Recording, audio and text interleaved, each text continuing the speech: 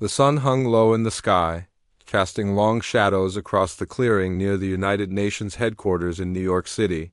The air buzzed with anticipation as people gathered to witness an event that would go down in history.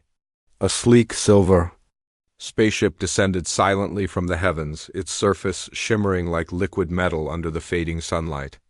It hovered for a moment before touching down gently on the grassy field, sending ripples through the crowd of onlookers. No sound accompanied its landing, no roar of engines, no gusts of wind, just an eerie silence that seemed to stretch time itself.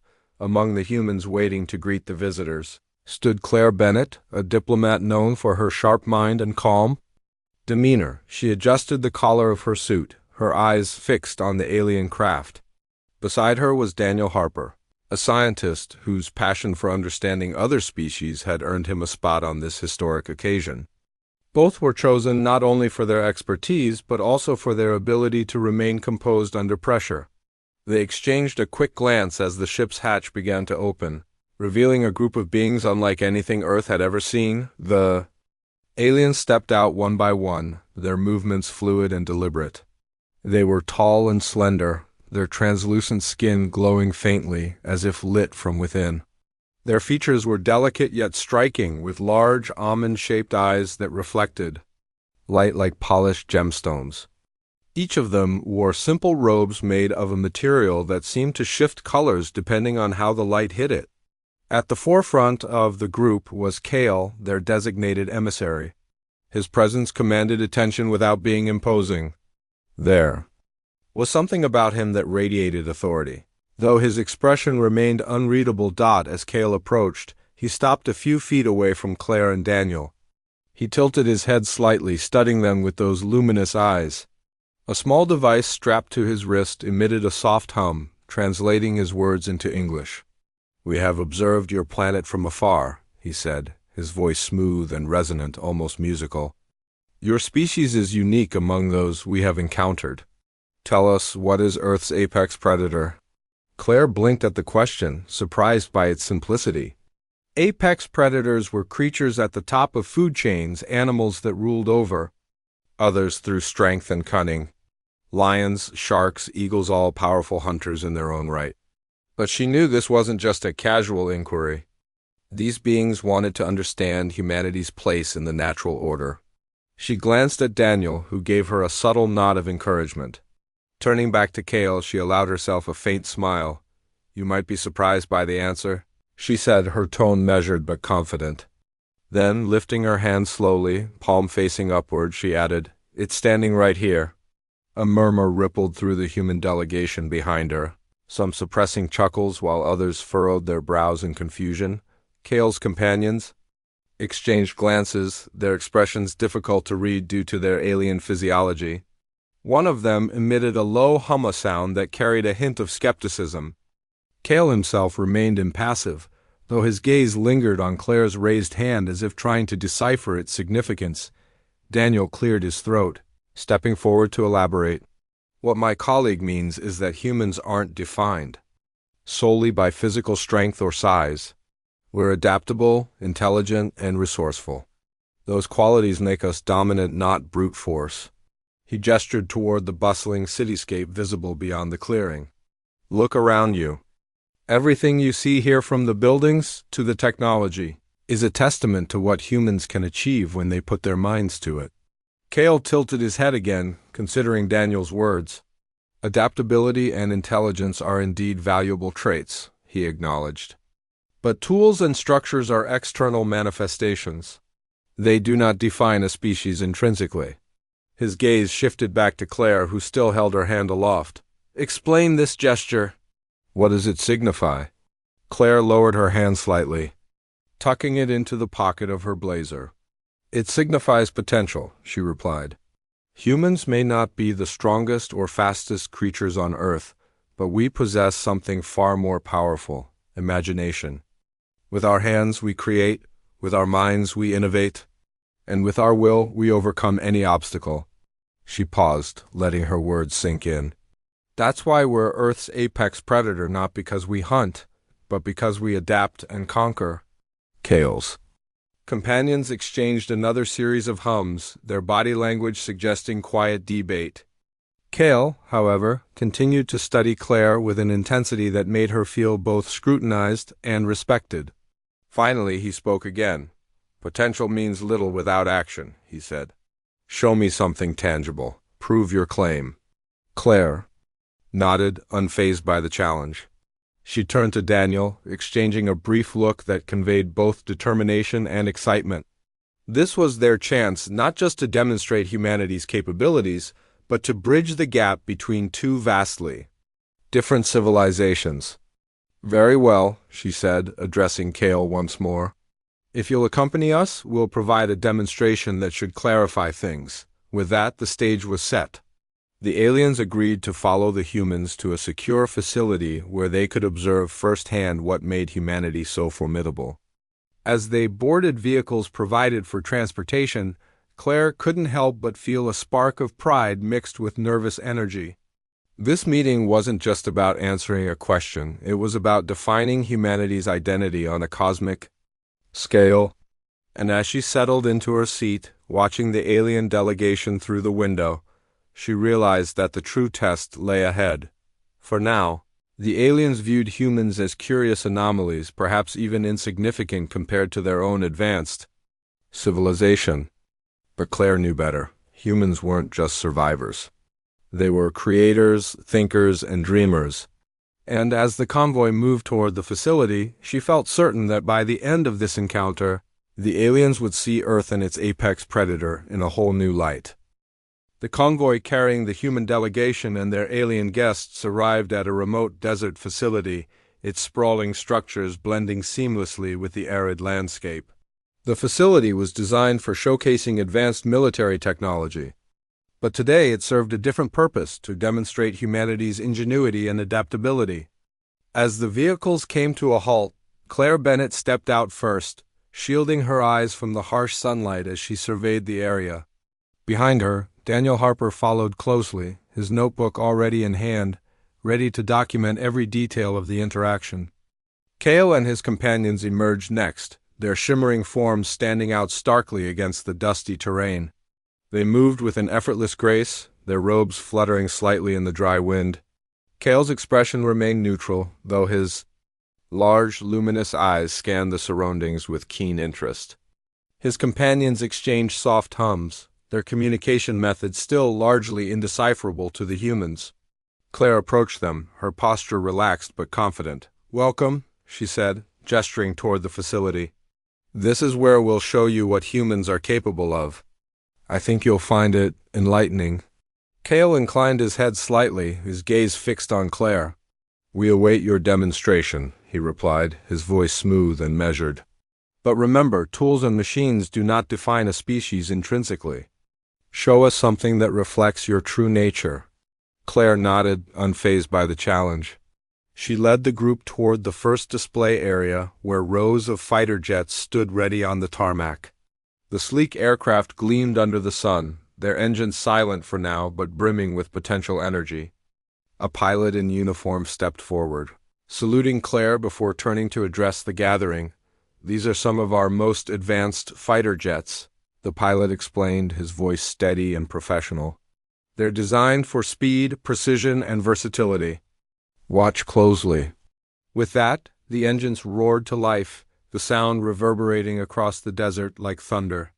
The jets taxied down the runway, gaining speed until they lifted off the ground in perfect synchronization. They soared into the sky, performing intricate maneuvers that left trails of smoke in their wake. The aliens watched silently, their expressions unreadable, though one of them emitted a low hum that might have been admiration or skepticism. When the jets returned to the tarmac, the pilot turned to Kale. "These machines are controlled by human pilots, who undergo years of training to master them.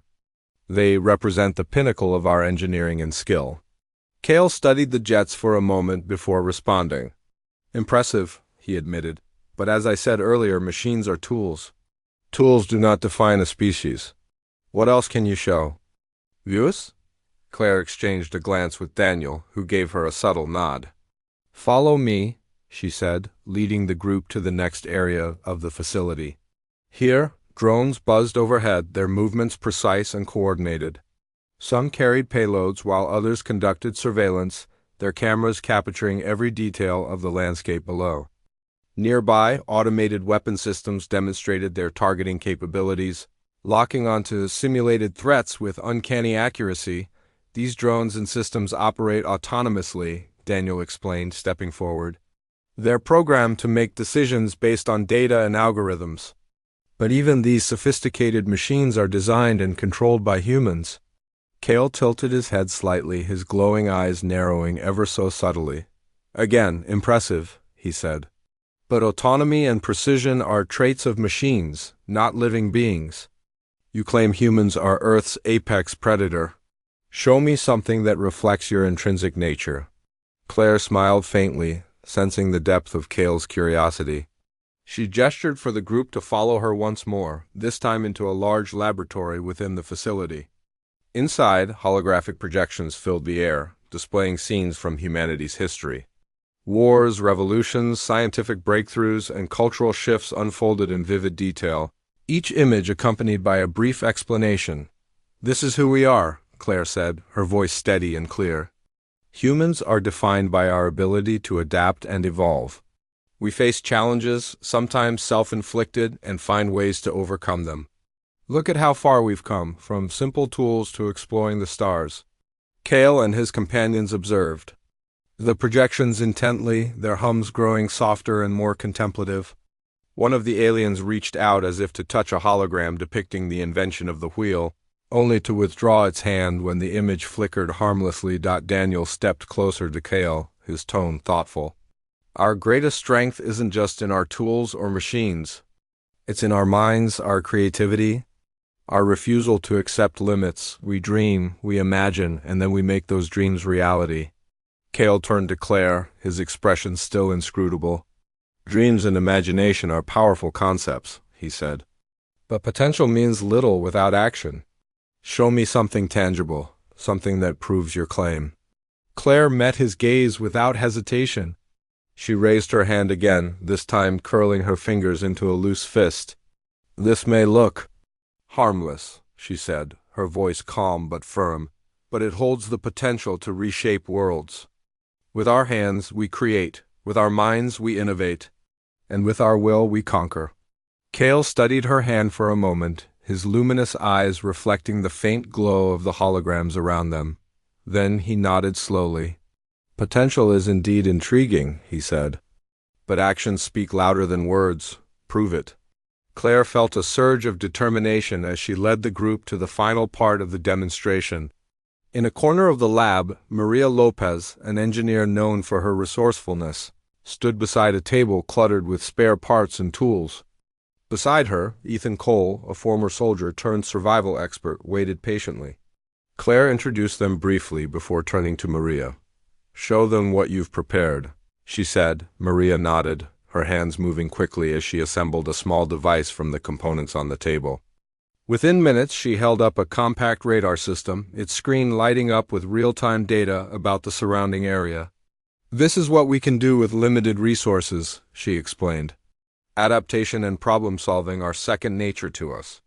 Ethan stepped forward next, holding up a crude weapon fashioned from scrap metal and wiring. "And this is what we can do under pressure," he added.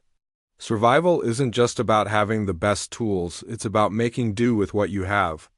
Kale and his companions watched silently, their hums growing quieter as they absorbed the implications of what they were seeing. Finally, Kale spoke, his voice carrying a note of reluctant admiration. "Your species is remarkable," he said. "You adapt, you create, and you endure. But there is one thing left to determine." Claire raised an eyebrow, curious. "What's that?" Kale's lips curved into the faintest hint of a smile. "Whether your strength lies in domination or in cooperation." With that, he turned to his companions, exchanging a series of hums that seemed to convey agreement. Claire watched them closely, her mind racing. She knew the aliens weren't entirely convinced yet, but she also sensed that they were beginning to see humanity in a new light. As the group prepared to leave the facility, Claire allowed herself a small, satisfied smile. The demonstration had gone better than expected, but she knew the real test was still to come. For now, the aliens viewed humans as intriguing anomalies, capable of both destruction and creation. But Claire was determined to prove that humanity's true power lay not in brute force or technological superiority, but in their capacity to choose compassion over conflict, innovation over stagnation, and hope over despair. And as the convoy headed back toward the city, she felt certain that the encounter was far from over. The stage was set, and the next chapter would reveal whether humanity could truly live up to its claim as Earth's apex predator, not through domination, but through the sheer force of imagination and will. The aliens' next proposal came as no surprise to Claire Bennett. After witnessing humanity's technological prowess and adaptability, Cale and his companions wanted to see those traits in action under real-world conditions. They chose a barren, moon-orbiting Saturn as the site for a controlled experiment. Both sides agreed to send small teams to assess survival skills and resourcefulness. The rules were simple. Each team would rely on their own abilities and tools, with no outside assistance. Leading the human team was Claire, joined by Daniel Harper, Maria Lopez, and Ethan Cole. They gathered aboard a spacecraft designed for long-distance travel, its interior functional yet cramped. As they prepared for departure, Claire addressed her team with quiet confidence. "This isn't just about proving ourselves," she said. "It's about showing them who we are, not just as individuals, but as a species." Maria adjusted her toolkit, her fingers deftly checking every component. "We've got this," she said firmly. "If anyone can survive out there, it's us." Ethan nodded, his sharp eyes scanning the equipment strapped to the walls. "Survival is what humans do best," he added. "Let's show them why." Daniel, seated nearby with a tablet in hand, reviewed the mission parameters one last time. "Remember," he said, "this isn't just about surviving. It's about demonstrating our adaptability and ingenuity.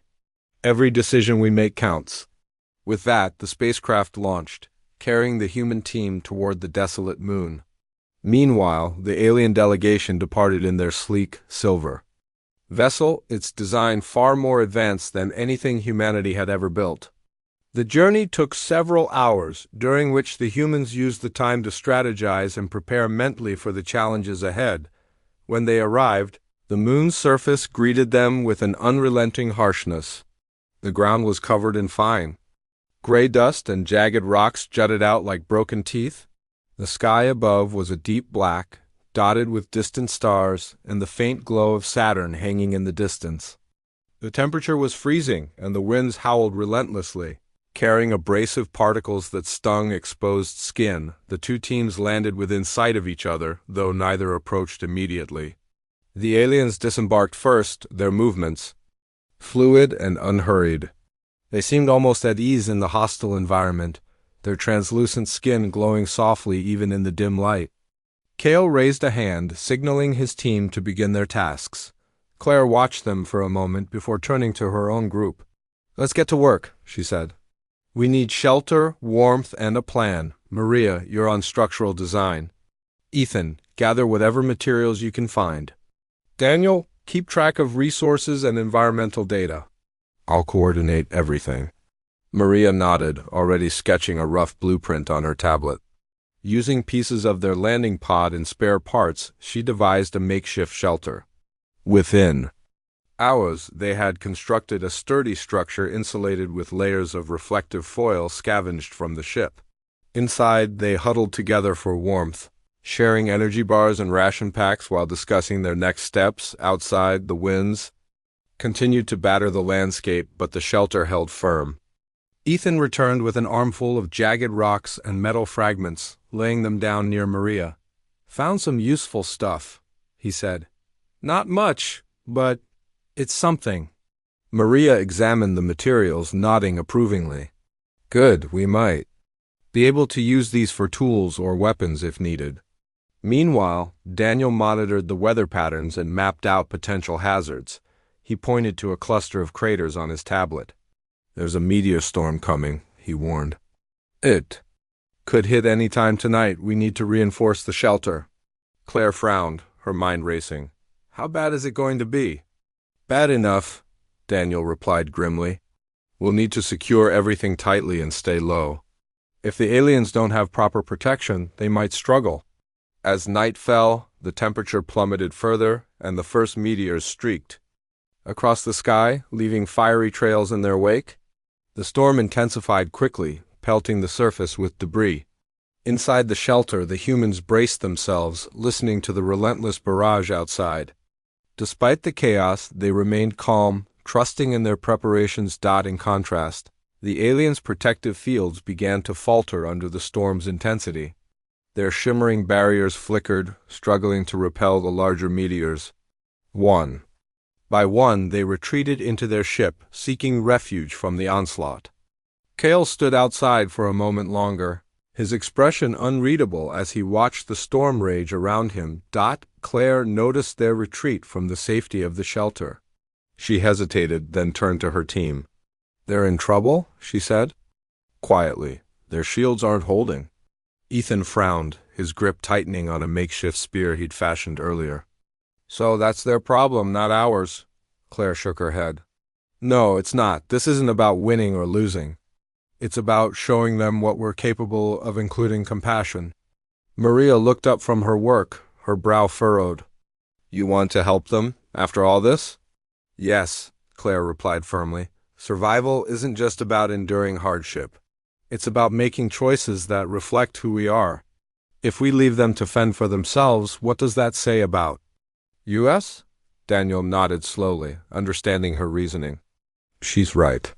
Helping them doesn't mean we're weak. It means we're strong enough to choose cooperation over competition." With that, Claire stepped out into the storm, shielding her face from the biting wind. She approached the alien ship cautiously, raising her hands to signal peace. Cale emerged moments later, his glowing eyes narrowing as he studied her through the chaos. "You need help," Claire shouted over the roar of the storm. "Our shelter is stable. You're welcome to join us until the storm passes." Cale hesitated, his expression unreadable. Finally, he nodded once, gesturing for his companions to follow. Together, they made their way to the human shelter, where Maria and Ethan worked quickly to expand the space and accommodate the newcomers. Inside, the combined group huddled together, sharing warmth and silence as the storm raged on. When dawn broke, the meteors ceased, and the wanes died down, leaving the landscape eerily still.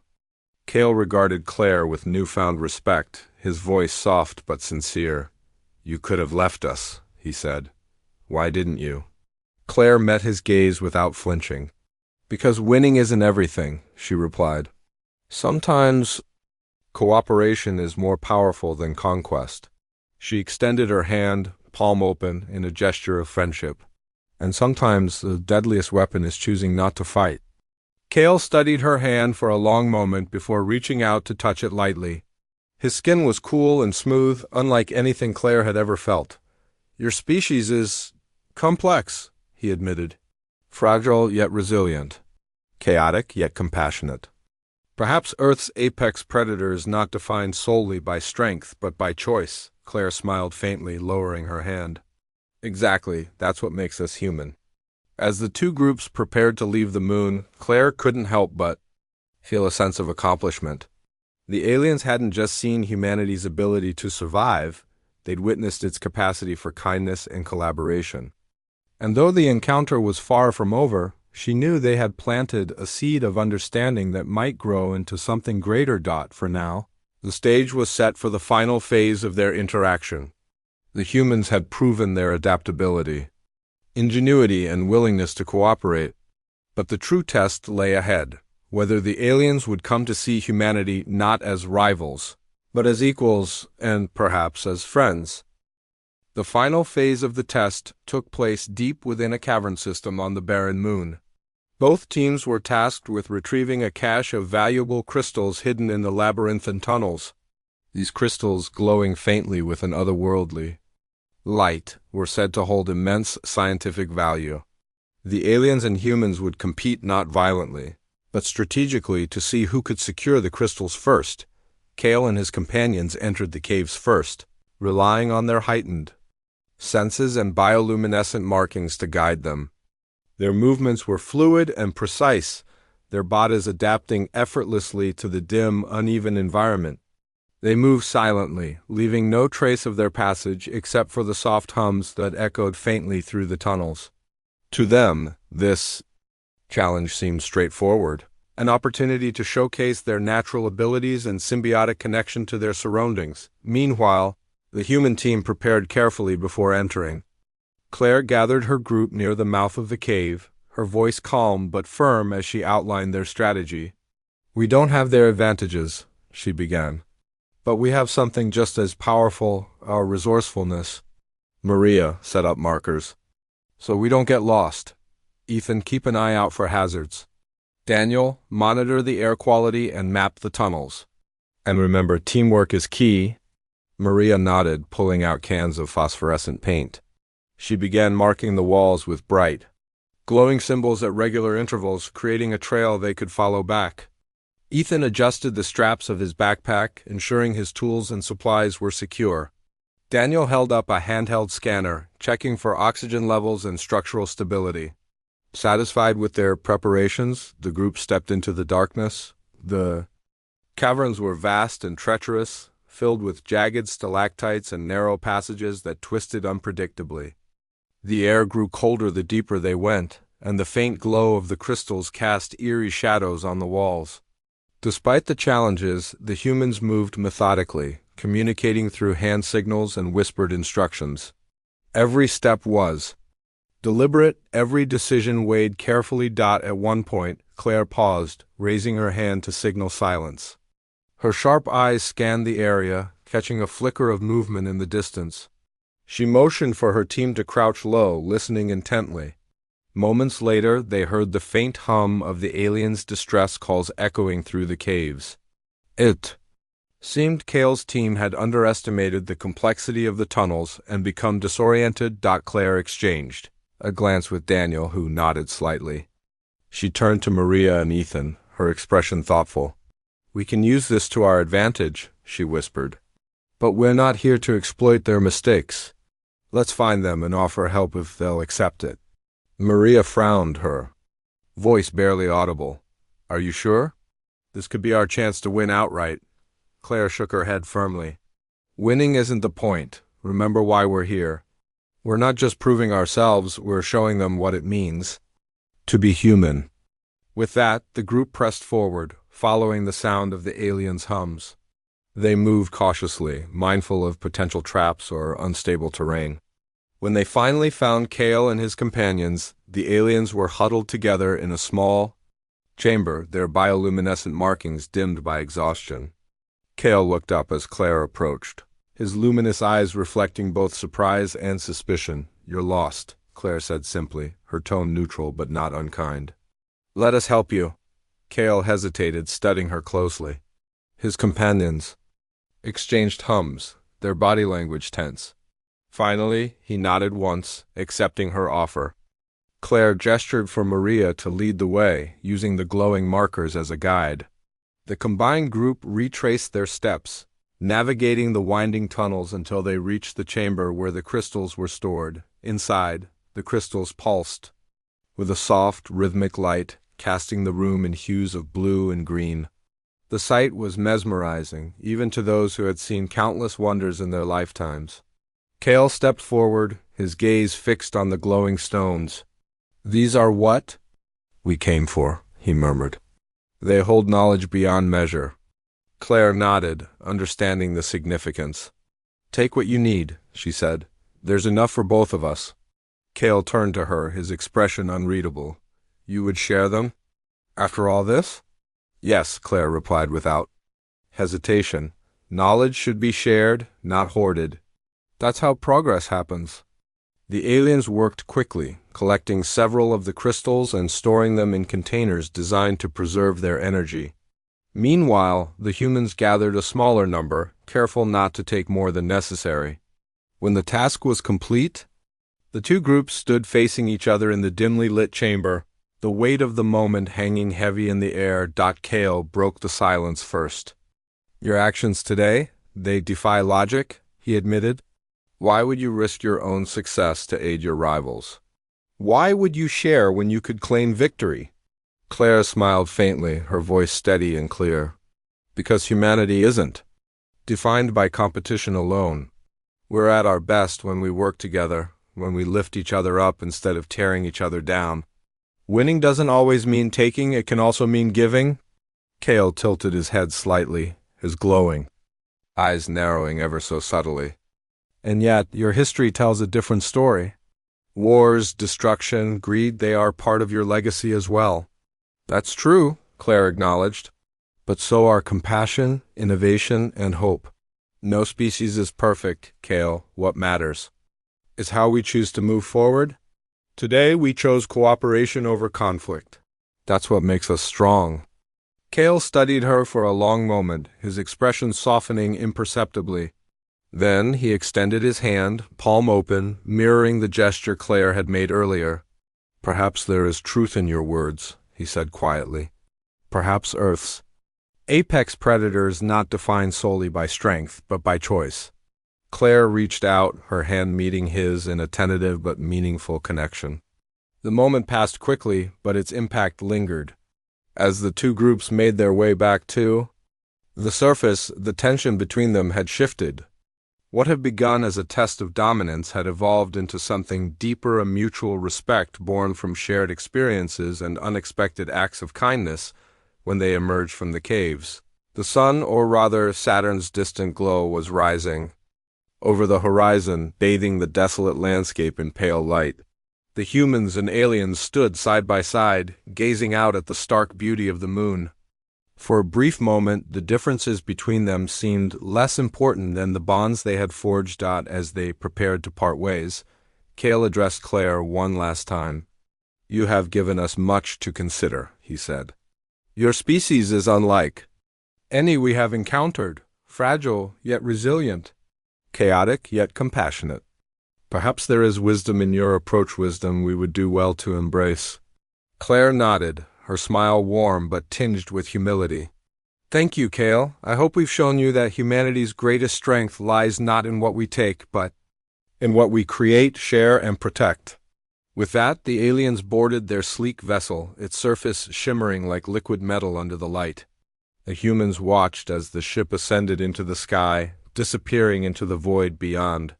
When it was gone, Claire turned to her team, her expression thoughtful but resolute.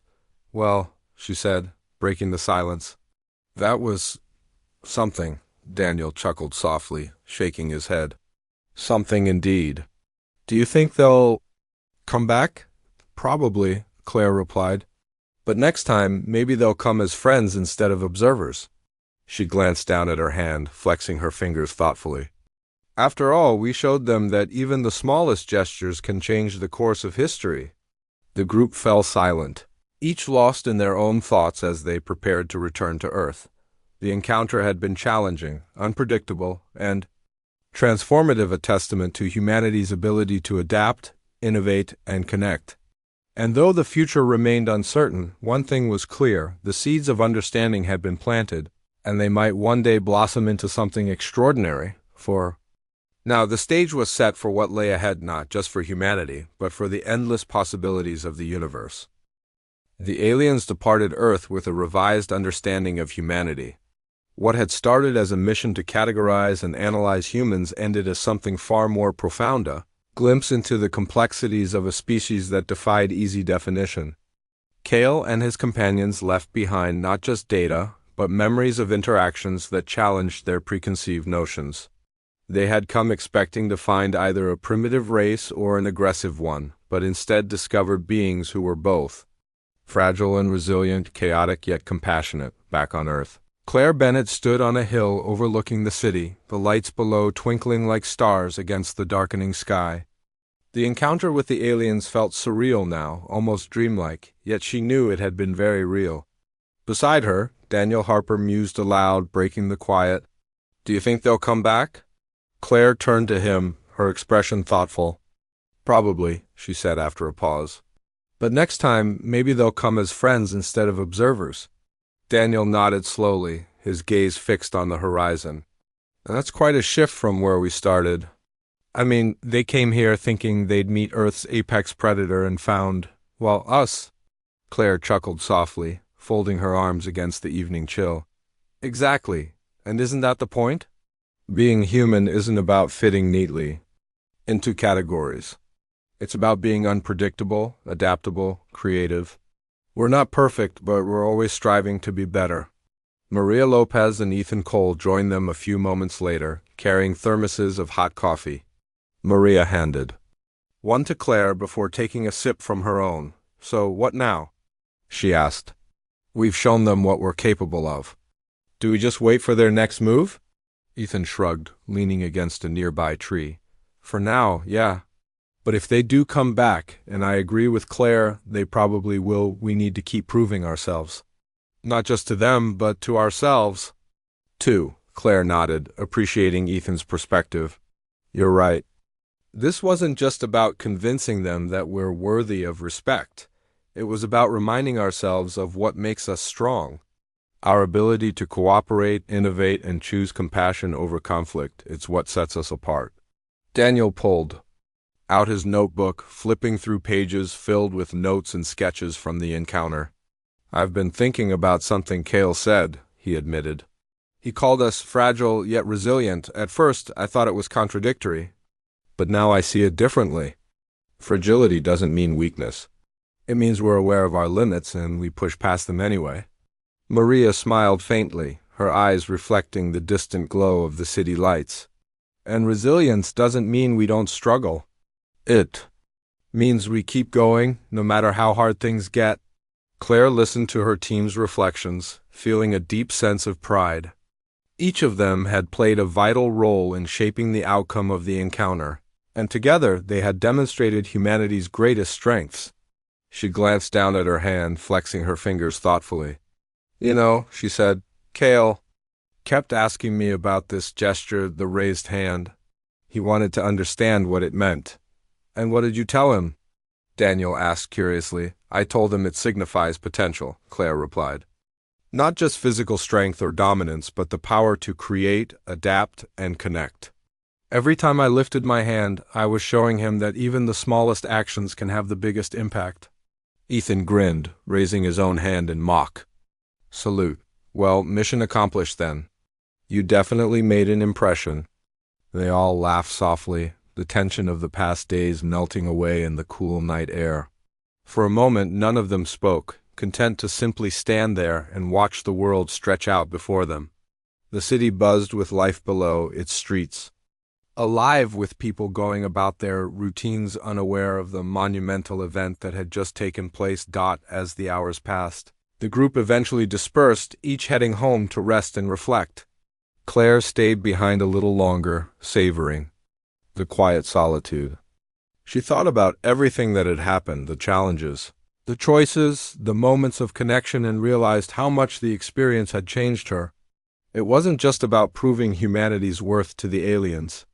It was about reaffirming her faith in humankind itself. Days turned into weeks, and life on Earth continued as usual.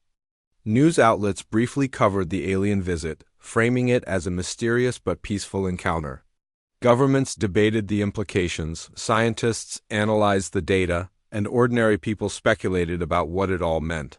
But for Claire and her team, the memory of the event remained vivid, a shared secret that bound them together. Then, one evening, as Claire sat in her apartment reviewing documents from the mission, her phone buzzed with an incoming message. It was from Daniel, who rarely contacted her outside of work-related matters. The message was simple. Check your email.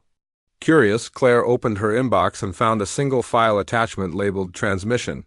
Her heart quickened as she clicked on it, unsure of what to expect. A video began to play, showing Cale standing aboard what appeared to be his ship. His luminous eyes glowed softly in the dim light, and his voice resonated clearly through the speakers. Claire Bennett?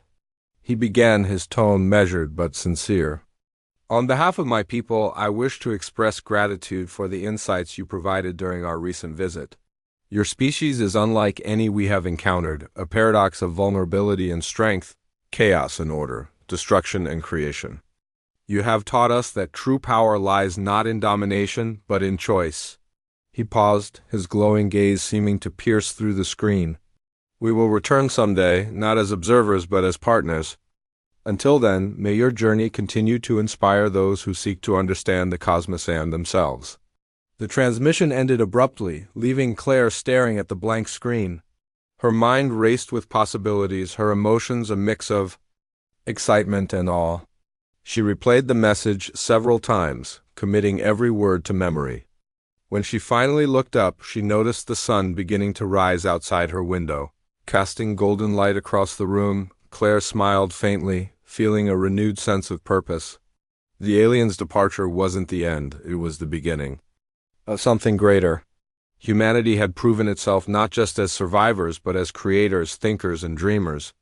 And while the road ahead would undoubtedly be fraught with challenges, Claire knew they were ready to face whatever came next. Months later, Claire stood once again on the same hill overlooking the city. The seasons had changed, painting the landscape in shades of orange and red. Beside her, Daniel, Maria, and Ethan gathered, sharing stories and laughter as they often did. Though the aliens hadn't returned yet, their promise lingered in the air, a reminder of the connections forged between two vastly different civilizations. As the sun dipped below the horizon, Claire raised her hand one last time, palm facing upward. It was a gesture that had come to symbolize so much, not just humanity's potential, but its capacity to adapt, innovate, and choose compassion over conflict. Lowering her hand, she turned to her friends, her smile warm and resolute. "No matter what happens next," she said, "we've already won, because we showed them, and ourselves, who we truly are." And with that she turned away, ready to face whatever challenges lay ahead for herself, for humanity, and for the endless possibilities of the universe.